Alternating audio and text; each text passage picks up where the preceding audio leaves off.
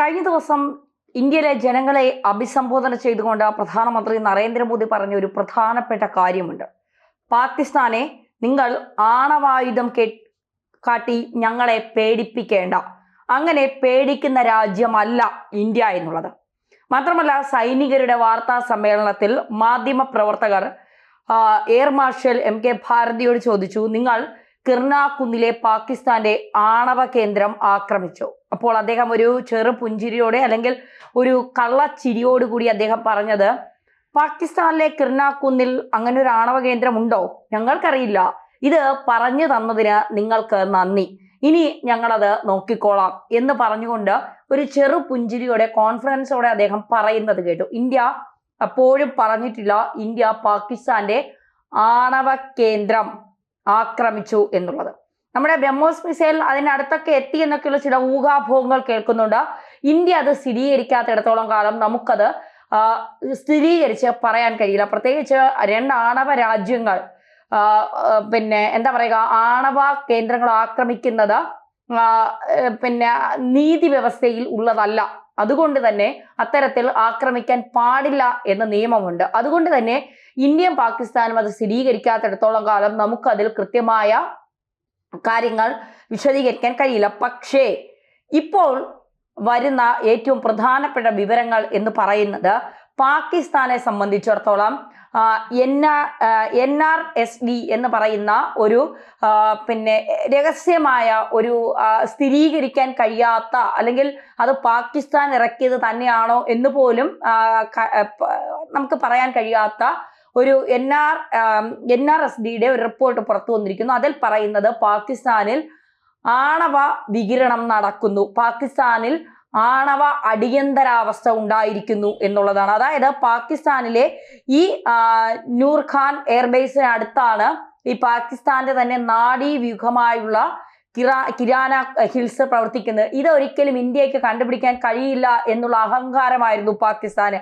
ഈ കിരാന ഹിൽസിലാണ് പാകിസ്ഥാന്റെ ആണവായുധ ശേഖരങ്ങൾ മുഴുവനുള്ളത്. ഭൂഗർഭ അറയ്ക്കുള്ളിൽ ഈ ആണവായുധങ്ങളൊക്കെ പാകിസ്ഥാൻ ശേഖരിച്ചു വെച്ചിട്ടുണ്ട്. ഇതൊരിക്കലും ഇന്ത്യക്ക് കണ്ടുപിടിക്കാൻ കഴിയില്ല എന്നായിരുന്നു പാകിസ്ഥാന്റെ തെറ്റിദ്ധാരണ.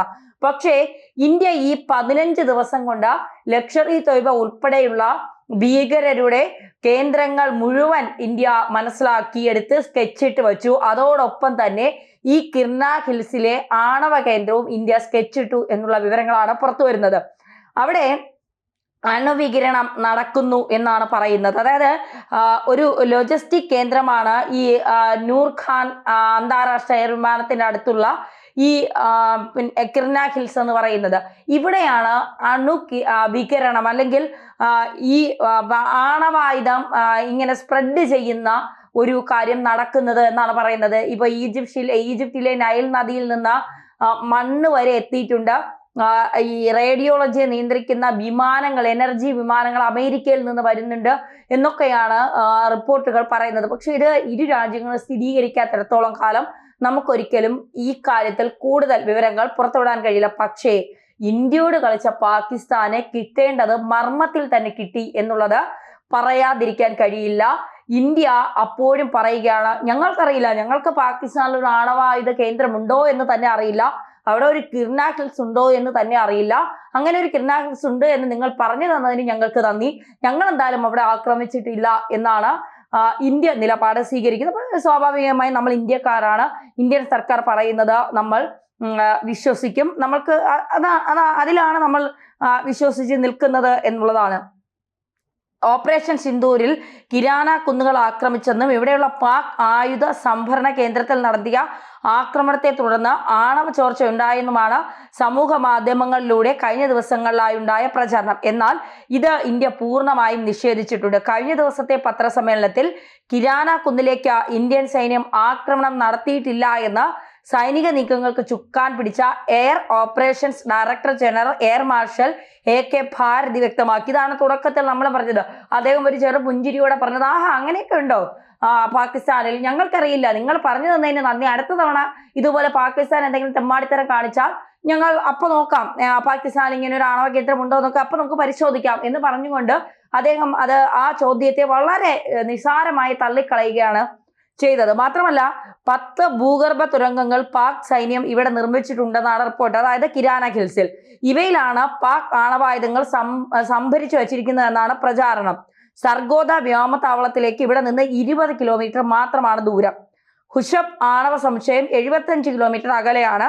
1970-ലാണ് പാക് പ്രതിരോധ മന്ത്രാലയം കിരാന കുന്നുകൾ ഏറ്റെടുത്ത റഡാർ സ്റ്റേഷൻ നിർമ്മിച്ചത്. 1983 മുതൽ 90 വരെ അവർ ഇവിടെ ആണവ പരീക്ഷണം നടത്തി എന്നാണ് പറയുന്നത്. അതായത് ഈ പാകിസ്ഥാനിലെ ആണവ കേന്ദ്രം അതാണ് ഇപ്പോഴത്തെ ഏറ്റവും വലിയ ചർച്ച എന്ന് പറയുന്നത്. കാരണം പാകിസ്ഥാൻ എപ്പോഴും ഇന്ത്യക്ക് നേരെ ആണവ ആയുധം ഇങ്ങനെ തിരിച്ചു വെച്ചേക്കുകയാണ്. ഇപ്പൊ തേങ്ങ ഉടയ്ക്കും എന്ന് പറയുന്നത് പോലെയാണ് പാകിസ്ഥാൻ പറഞ്ഞുകൊണ്ടിരുന്നത്. ആ പാകിസ്ഥാന് ആണവ ആയുധത്തിൽ തന്നെ ഇന്ത്യ പണി കൊടുത്തു എന്നല്ല പറയുന്നത്, കൊടുത്തോ എന്നുള്ള ചോദ്യമാണ് ഇപ്പോൾ ചോദിക്കുന്നത്. ഞാൻ നേരത്തെ സൂചിപ്പിച്ചതുപോലെ NRSDയുടെ ഒരു റിപ്പോർട്ടൊക്കെ പുറത്തു വന്നിട്ടുണ്ട്. അതിൽ പറയുന്നത് ആണവ ചോർച്ച ഉണ്ടാകുന്നുണ്ട്, ആണവ അടിയന്തരാവസ്ഥ ഉണ്ടാകുന്നുണ്ട്, സേഫ്റ്റി കാര്യങ്ങളൊക്കെ പാകിസ്ഥാൻ തയ്യാറാക്കുന്നുണ്ട്. വലിയ രീതിയിലുള്ള പ്രതിസന്ധിയാണ് പാകിസ്ഥാനുള്ളത്. ഇതിന്റെ തൊട്ടടുത്താണ് കറാച്ചി, റാവൽപിണ്ടിയും ഒക്കെ.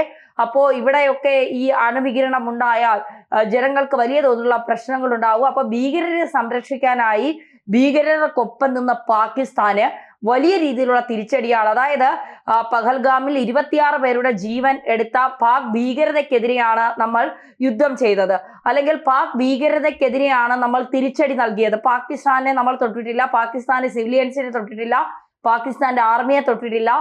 ഒരു തരത്തിലും പാകിസ്ഥാനെ നമ്മൾ ഒരു തരത്തിലും ഉപദ്രവിക്കാൻ ശ്രമിച്ചിട്ടില്ല. പാകിസ്ഥാൻ എന്ന് പറയുന്ന ഒരു പേര് പോലും ഈ യുദ്ധ സമയത്ത് ഇന്ത്യൻ ആർമിയോ ഇന്ത്യൻ സർക്കാരോ പറഞ്ഞിട്ടില്ല. അതിനുശേഷമാണ് പ്രധാനമന്ത്രി നരേന്ദ്രമോദി പറഞ്ഞത്, ഇനിയും പാകിസ്ഥാൻ ഭീകരതയെ വളർത്തിയാൽ അതിന് പാകിസ്ഥാൻ നൽകുന്ന വില വലുതായിരിക്കും, രക്തവും വെള്ളവും ഒരുമിച്ചൊഴുകില്ല.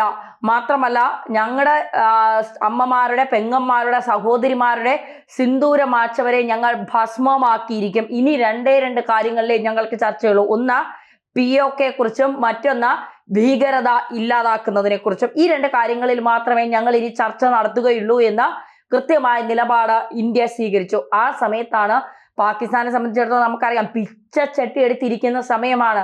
ഒരു തരത്തിലും 1 കിലോ പഞ്ചസാരക്കൊക്കെ 800 രൂപയാണ് പാകിസ്ഥാനിൽ. 1 കിലോ അരിക്ക് 1000 രൂപയ്ക്ക് മുകളിൽ വരെ ഉണ്ടെന്നാണ് പറയുന്നത്. 1 കിലോ നെയ്ക്ക് 2800-ന് മുകളിൽ വിലയുണ്ടെന്നാണ് പറയുന്നത്. പാകിസ്ഥാൻ മൊത്തത്തിൽ ബലൂചിസ്ഥാൻ ഒരു ഭാഗത്തൂടി പാകിസ്ഥാനെ വലിയ രീതിയിൽ ആക്രമിച്ചുകൊണ്ടിരിക്കുന്നു. കാരണം ബലൂജികൾക്ക് സ്വാതന്ത്ര്യം വേണം, അവർ അനുഭവിക്കേണ്ട ധാതു ഖനികളൊക്കെ അവരുടെ ആനുകൂല്യങ്ങളൊക്കെ ഇങ്ങെടുത്തുകൊണ്ട് വന്ന് പാകിസ്ഥാൻ ഭീകരതയെ വളർത്തുകയാണ്. അതുകൊണ്ട് ഇനി അത് നടക്കില്ല എന്ന് പറഞ്ഞുകൊണ്ട് ബലൂച്ച് ലിബറേഷൻ ആർമി അവർ ഒരുമിച്ച് നിൽക്കുകയാണ്.